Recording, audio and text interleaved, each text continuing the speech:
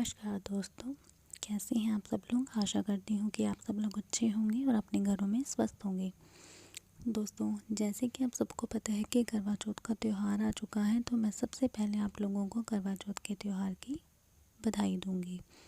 तो दोस्तों, आज की वीडियो में हम बात करेंगे कि करवा चौथ की कहानी जो व्रत जब रखती हैं औरतें, तो दोपहर के समय वो करवा चौथ के व्रत की कथा करती हैं। तो आज हम इस वीडियो में उस कथा को सुनेंगे, जिसको सुनने से आपके पति की जो आयु है वो बहुत ही दीर्घायु होती है। तो इसीलिए करवा चौथ के दिन सभी स्त्रियां, जो सभी महिलाएं हैं जो व्रत करती हैं अपनी पति की लंबी आयु के लिए, वो इस कथा को ज़रूर सुनती हैं। तो आज हम इस करवा चौथ के व्रत की कथा को ही इस वीडियो में सुनेंगे। तो वीडियो में दोस्तों आगे बढ़ने से पहले अगर आप मेरे चैनल पर नए हैं तो मेरे चैनल को सब्सक्राइब करें और मेरे वीडियो को लाइक और शेयर ज़रूर करें। तो दोस्तों, अब हम बढ़ते हैं करवा चौथ के व्रत की कथा की ओर। दोस्तों, कहा जाता है कि एक शाहूकार था जिसके 7 बेटे और एक बेटी थी। सातों भाई व बहन एक साथ बैठकर भोजन करते। एक दिन कार्तिक की चौथ का व्रत आया तो भाई बोला कि बहन आओ भोजन करें। बहन बोली कि आज करवा चौथ का व्रत है, चांद उगने पर ही खाऊंगी। तब भाइयों ने सोचा कि चांद उगने तक तो बहन भूखी ही रह जाएगी। तो एक भाई ने सोचा कि क्यों ना दिया जलाया जाए। दूसरे भाई ने छलनी लेकर उसे ढक दिया और नकली चांद दिखाकर बहन से कहने लगे कि देखो बहन, चांद उग आया है, तुम अर्घ दे लो। बहन अपनी भाभियों से कहने लगी कि चलो अर्घ दें। भाभियाँ बोली तुम्हारा चांद उगा होगा, हमारा चांद तो रात को उगेगा।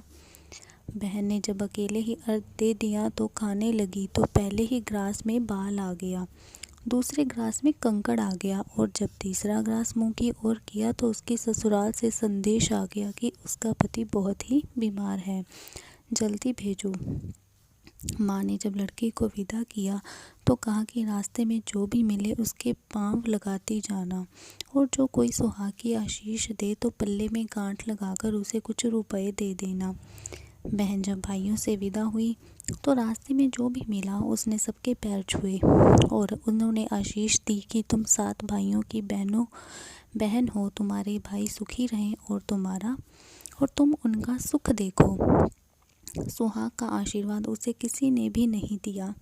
जब वह ससुराल पहुंची तो दरवाजे पर उसकी छोटी ननद खड़ी थी।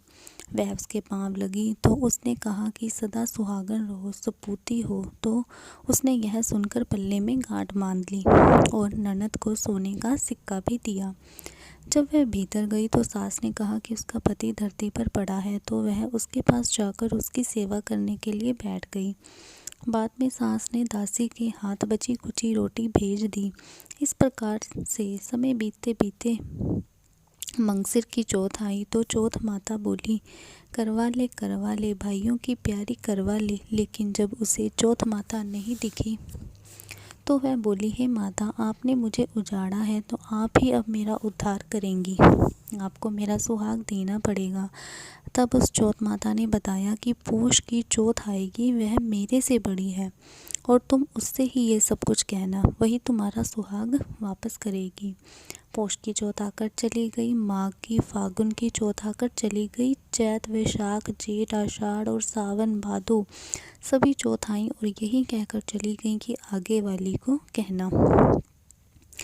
असोज की चौथ आई तो उसने बताया कि तुम पर कार्तिक की चौथ नाराज़ है, उसी ने तुम्हारा सुहाग लिया हुआ है, वही वापस कर सकती है तुम्हारे सुहाग को, वही आएगी तो तुम उसके पांव पकड़कर विनती करना।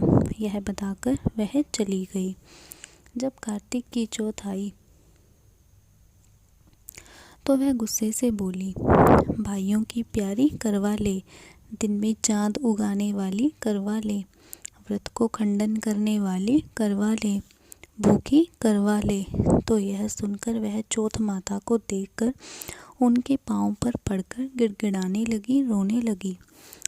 वो माता से कहने लगी, हे माता, मेरा सुहाग तुम्हारे हाथ में है, आप ही मुझे सुहागन करें, मेरा सुहाग मुझे वापस दें, मुझ पर यह कृपा करें। तो माता बोली, अरे पापिनी हथियारिनी, मेरा पाँव पकड़ कर क्यों बैठ गई है। तब बहन बोली कि जो मुझसे भूल हुई है उसे क्षमा कर दो, अब भूल नहीं करूँगी। यह सुनकर चौथ माता ने प्रसन्न होकर अपनी आँखों से काजल, नाखूनों में से मेहंदी और टीके से रोली लेकर छोटी उंगली से उसके आदमी पर छींटा दे दिया तो वह उठकर बैठ गया और बोला कि आज मैं बहुत ही सोया हूँ। वह बोली, कहाँ सोए तुम? मुझे तो 12 महीने हो गए, अब जाकर चौथ माता ने सुहाग मुझे लौटाया है मेरा। तुम सो नहीं रहे थे और मैं 12 महीने तुम्हारा इंतज़ार कर रही थी। तब उसने कहा कि जल्दी से माता का उज्जमन करो। जब चौथ की कहानी सुनी, करवा पूजन किया तो प्रसाद खाकर दोनों पति पत्नी चौपड़ खेलने बैठ गए। नीचे से एक दासी आई, उसने दोनों को चौपड़ पांसे से खेलते देखा तो उसने जाकर ही सासू जी को जाकर बताया। तब से सारे गांवों में यह प्रसिद्धि होती गई कि जब जब स्त्रियां चौथ का व्रत करें तब तब उनका सुहाग है अटल रहे, उसके सुहाग की लंबी आयु बनी रहे। जिस तरह से शाहूकार की बेटी को सुहाग दिया, उसी तरह से चौथ माता सभी को सुहागन रखे। यही करवा चौथ के व्रत की पुरातन महिमा है और यही करवा चौथ व्रत के साथ जुड़ी हुई कथा है। जिस कथा को जो भी महिलाएं करवा चौथ के दिन व्रत करती हैं और दोपहर के समय इस व्रत के समय ये कथा को सुनती हैं तो उनके करवा चौथ के व्रत का पूरा फल मिलता है और उनके जो पति की आयु है वो बहुत ही लंबी और दीर्घायु बनती है। साथ ही साथ जो पति पत्नी का दाम्पत्य जीवन है उसमें बहुत ही सुख समृद्धि आती है। अगर किसी के पति पत्नी के दाम्पत्य जीवन में कोई कलेश या तनाव बना हुआ है वो भी दूर होता है। तो करवा चौथ के दिन बहनें करवा चौथ के इस व्रत की कथा को ज़रूर सुनने मात्र से ही आपको करवा माता की बहुत ही कृपा बनी रहेगी। और इसी तरह से जिस तरह करवा चौथ माता ने साहूकार की बेटी को उसका सुहाग दिया, उसकी लंबी आयु दी, इसी तरह से वो सभी सुहागनों को अगर वो श्रद्धा के साथ माता की पूजा करती हैं तो उनके पति की आयु को लंबी करती हैं। तो कभी भी सुहागनों को करवा चौथ के दिन माता की जो व्रत की कथा है वो पढ़नी या सुननी ज़रूर चाहिए। ये व्रत की कथा आप सुनना ना भूलें, क्योंकि अगर आप व्रत में ये कथा नहीं करती हैं तो व्रत का जो लाभ है आपको अधूरा मिलेगा। तो करवा चौथ के दिन माता के व्रत की कथा अवश्य सुनें। आशा करती हूँ कि आपको मेरी ये वीडियो अच्छी लगी होगी। दोस्तों, अगर आपको मेरी वीडियो अच्छी लगी है तो आप मेरी वीडियो को लाइक और शेयर करें और अगर आप मेरे चैनल पर पहली बार आई हैं तो मेरे चैनल को सब्सक्राइब करें। हरे कृष्णा दोस्तों।